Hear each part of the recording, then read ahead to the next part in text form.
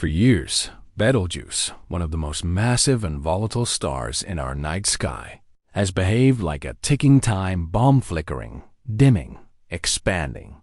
Rumors of an imminent supernova have circulated for decades, but no one could say when, or even if we would ever witness such a colossal end dot until now. The James Webb Space Telescope has just confirmed what many astronomers feared, but also hoped to see. Betelgeuse has started to explode, the death of a star. The most powerful natural event in our cosmic neighborhood, captured in real time. But what Webb uncovered isn't just about one star's fate. It might hold the key to understanding how stars die and how life, including ours, begins. Betelgeuse isn't just a star. It's a supergiant, a massive, unstable behemoth over 700 times the size of the Sun and 20 times as massive, located in the shoulder of the Orion constellation. For decades, scientists have monitored its fluctuations, erratic dimming, sudden outbursts of plasma, magnetic storms strong enough to ripple through space. But in 2019, it did something no one expected. It faded dramatically. Telescopes around the world turned their attention to it, wondering if we were seeing the final act. Still, it didn't collapse. Not yet. Instead, Betelgeuse resumed its unpredictable rhythm until Webb was launched. With its unparalleled infrared eyes, the James Webb Space Telescope began to study the star in exquisite detail. And what it found was alarming. Turbulent convective bubbles the size of planets bursting on its surface, massive gas plumes escaping into space, and beneath it all, a deep structural shift suggesting the internal layers were destabilizing. It wasn't just dying, it was preparing to collapse. Months of infrared imaging confirmed the truth. Betelgeuse was undergoing a core collapse supernova in real time. Unlike anything we've seen before, Webb's sensors penetrated the thick layers of gas and dust surrounding the star and revealed an intricate cascade of destruction. Plumes of hot, radioactive material were shooting into space. High velocity. Shock waves were traveling outward faster than the speed of sound in stellar matter. And embedded within that data, scientists detected signatures of newly formed heavy elements, the fingerprints of a star, disintegrating under its own weight. But this wasn't just about watching something beautiful and violent. It was about witnessing the precise physics behind the transformation of matter. Webb allowed astronomers to see how stars create the elements that form planets, oceans, and even human life.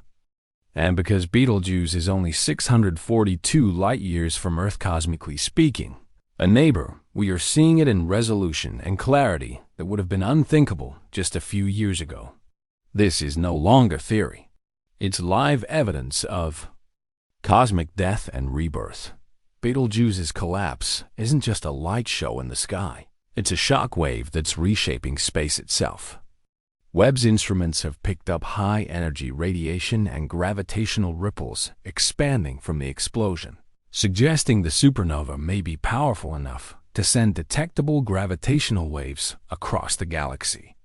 If confirmed, this would be the first time we've directly linked a visible stellar explosion to gravitational data, a fusion of light and wave that could change our understanding of how space-time responds to extreme energy events.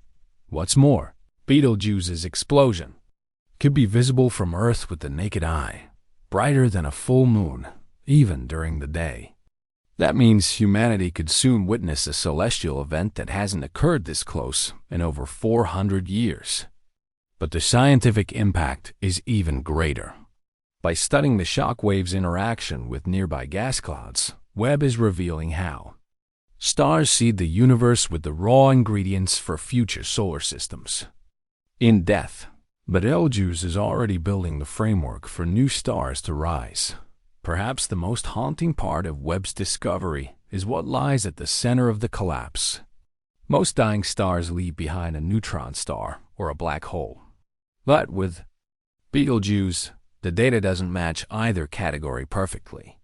There are strange magnetic field disturbances, gaps in plasma where none should exist, and signs of material falling back inward rather than being ejected, a process astrophysicists call asymmetric fallback. Some experts now believe that Betelgeuse may be forming something else entirely, a type of object only theorized until now, a transitional state between neutron star and black hole. If this turns out to be true, then James Webb hasn't just witnessed a supernova. It may have documented the birth of an entirely new kind of cosmic object, a shadow-class remnant, something beyond our current models of physics, something that could redefine how we understand matter, gravity, and possibly the nature of time itself. As soon as James Webb's data on Betelgeuse was confirmed, observatories and research centers across the globe entered emergency mode. Telescopes in Chile, Hawaii, Japan, and the Canary Islands redirected their instruments. Neutrino detectors in Antarctica began filtering for rare particles. Radio telescopes tuned in to capture the low-frequency aftermath. The global astronomy network entered what is now being referred to as Event Protocol Betelgeuse. Never before had the world witnessed a stellar collapse this close, this detailed, this coordinated. But the reactions weren't just scientific. Philosophers, writers, and spiritual leaders began to reflect on what it means to witness the death of a star that ancient civilizations once worshipped. In myth, Betelgeuse was the shoulder of Orion, the hunter. In reality, it's a cosmic furnace that created elements that may now be part of our DNA. And now, that furnace is extinguishing. Humanity isn't just watching a star die. We're watching a story written across millennia come to its closing chapter in real time. Though Betelgeuse lies 642 light-years away, the energy it's releasing in its final moments is anything but contained. The supernova's ejecta is traveling at thousands of kilometers per second, slamming into nearby interstellar gas clouds. These collisions are already generating shock fronts, regions where particles are compressed, heated, and forced into new combinations. This process can ignite star formation across regions that were once dormant.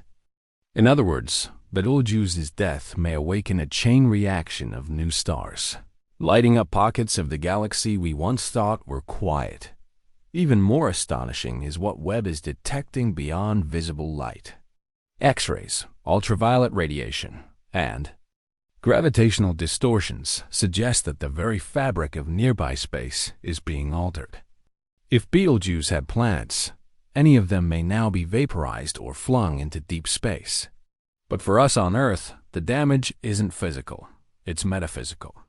Because every signal we receive from that explosion tells us we live in a universe that is violently alive.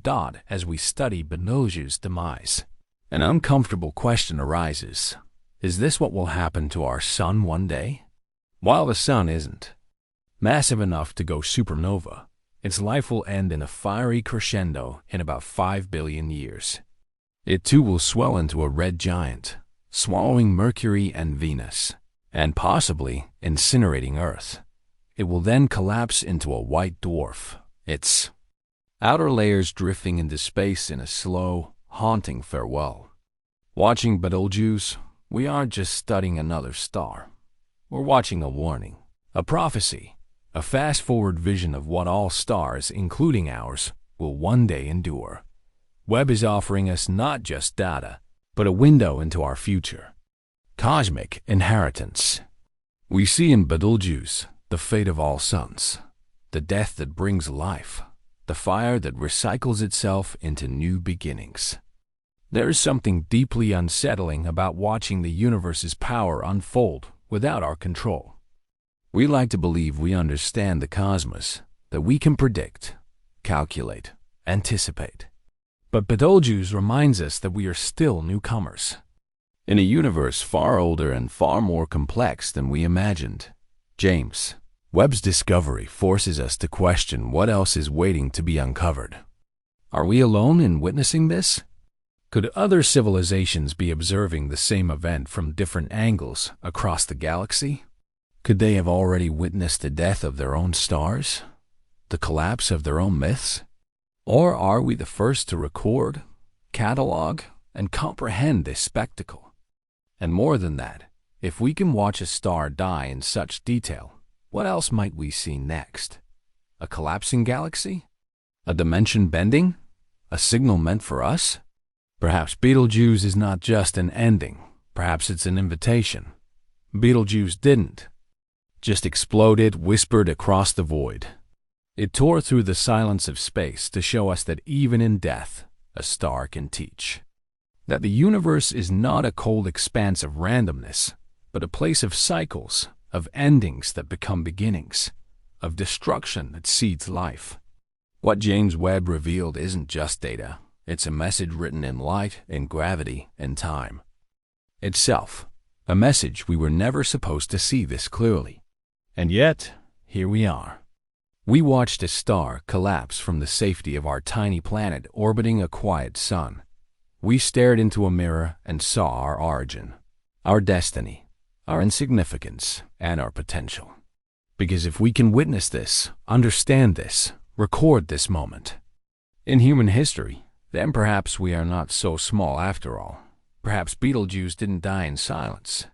Perhaps it screamed, and we finally heard it.